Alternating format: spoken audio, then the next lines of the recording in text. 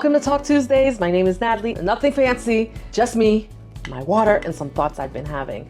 I was watching a channel called Exoticals United, a younger lady, she's probably in her 30s, while I'm in my 50s. And sometimes, you know, we can have different perspectives, and sometimes we can learn from each other.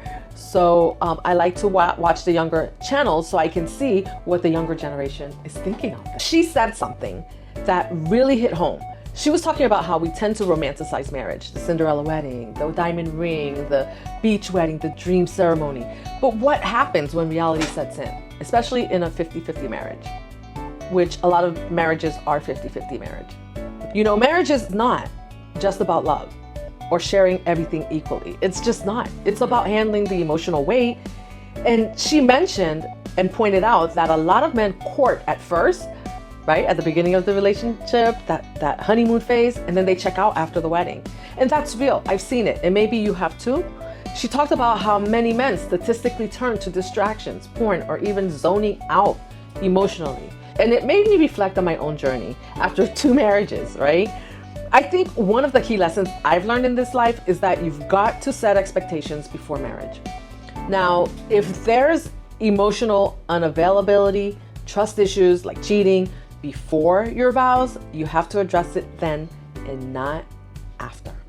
I've seen women in my age group feel stuck in relationships where their needs aren't being met emotionally. And I get it, it's hard. And we don't have any control over what someone else does. We as women will often seek mental health help while many men won't. They're carrying trauma, addictions, and unresolved issues just like we are, and it impacts the marriage. What really struck me is how she mentioned that some women, when they feel disconnected or unhappy, may decide to have kids as a way to distract themselves from the pain, you know, as a way to have something else that they're caring for and they're getting love from in the marriage. And I've seen that too, and you may have seen it with the older generation. We pour everything into our kids, but what happens is that we often neglect ourselves, and then we lose sight of who we are. That's part of why I started this channel. At some point, I lost sight of who I was. And I know that we need to empower ourselves as women, especially after 40. If you're in a marriage or considering marriage, it's so important to make sure you're pursuing your own passions. I'm lucky, I am so lucky to be supported now, but it wasn't always easy. You have to ask yourself, are we emotionally available to each other?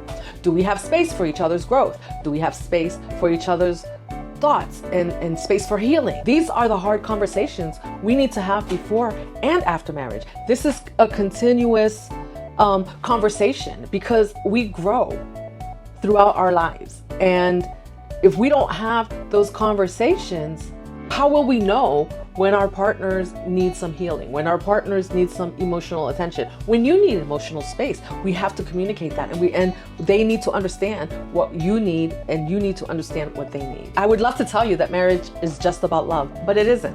It's about partnership, compromise, and communication. And ladies, if you're not in a space where you're celebrated, whether it's in a relationship, your friendships, or a job, it might be time to get out. Now, I can't tell you what to do, but I know that you deserve to be somewhere where your passions are nurtured and your voice is heard. So you have to find a way to do that, or part of you dies. So anyway, that's my thoughtful reflection for today. Let me know what your thoughts are in the comments. Are you navigating these challenges in your marriage or relationship, at work? How are you balancing it all? I'd love to hear how you're empowering yourself. And remember, it's never too late to make the change that you need. I didn't say it would be easy, but it's never too late. And neither am I suggesting that anyone get up and leave their relationship, right? Because that is a profoundly personal decision. But many times we're not even having the conversations. We're afraid to have that talk for fear of what the other person might say. But while we're being afraid, the emotional distance continues to grow, and leaving everybody in the relationship feeling empty. If you found this helpful, you know what to do. Hit that like button, subscribe, and join the community. I'd love for you to stick around for more empowering content. And until next time, you stay beautiful, you stay empowered, and you stay what? You stay sexy, so you can keep taking care of yourself and those around you. Peace and love.